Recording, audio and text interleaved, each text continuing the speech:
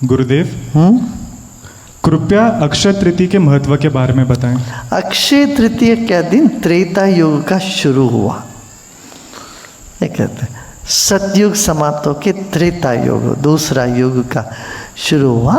तो अक्षय तृतीया के दिन ये माना जाता है जो भी करते हैं वो बढ़ता जाता है। अक्षय माने जिसका क्षय नहीं होता, जिसका जो खत्म नहीं होता, ऐसा। तो वैशाख मास का तृतीया में इस तरह का मान्यता है और लोग अनादिकाल से अक्षय तृतीया के दिन कुछ नया शुरू करते थे, अब करते थे। और बद्रीनाथ का कपाट भी खुलता था। केदारनाथ बद्रीनाथ में वो ठंड समाप्त होके फिर उत्सव शुरू होता है। तो यही है अक्षय तृतीया, यही है कि कोई नया काम करना हो तो अक्षय तृतीया के दिन शुरू करते। लोगों को ये सब शब्द बड़ा भाता है। क्या अक्षय, अविनाश, जिसका नाश नहीं होता, जिसका क्षय नहीं होता, जो सर्व तरह से संपन्न है, ये अपना संपन्नता का अनुभव करते हैं। हमें कोई कमी नहीं है, इस बात को महसूस करना है।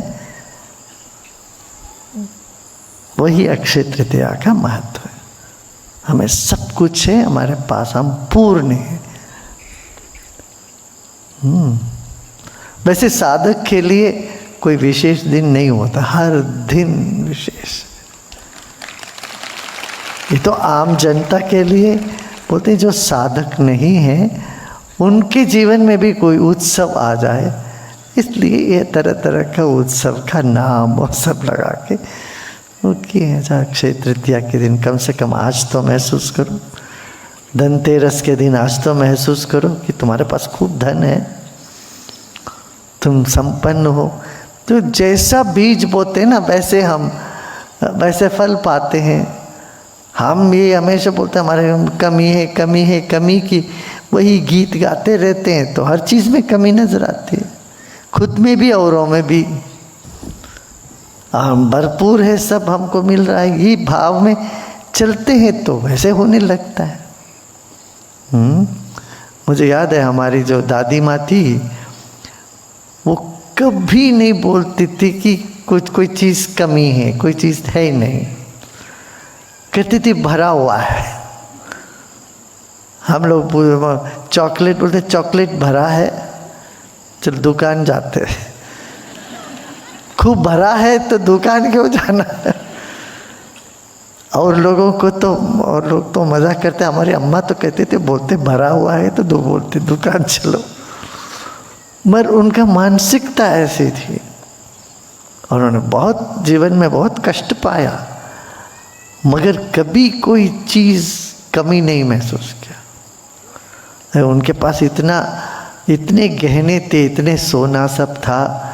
और महात्मा गांधी आए तो फिर हमारे दादाजी से बोले कि हमको सब ये सोना वगैरह चाहिए। तो हमारी दादी माँ सारे सोना गहने सब उतार के, मंगलसूत्र और एक कड़ा तो उनका भाई ने दिया था, तो बोले कि मैं ये नहीं दूंगी। बाकी सोने का कड़ा था, बाकी सब उतार के महात्मा गांधी को दे दिया। 10-10.5 किलो सोना उन दिनों।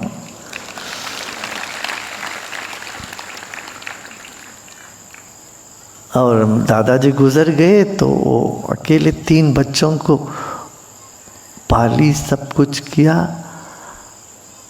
और जो भी आते थे उन सबको खाना खिलाते ही थे, कभी नहीं बोलते कि कोई चीज़ है ही नहीं।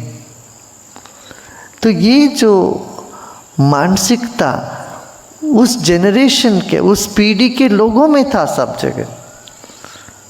एक तृप्ति झलकते थे इनके, शांत और प्रसन्न और तृप्त, खुश रहते। यहाँ अब सब कुछ होने के बाद देखो हमारे यहाँ चेहरा ऐसे लटका के चलते रहते, दुखी रहते, हमको देख के लगता है भाई ये क्या ऐसे दुख, दो चार थप्पड़ मार के उसके चेहरे से कि वो दुख गिर जाएगा पूरी तरह से, ऐसे लगता है।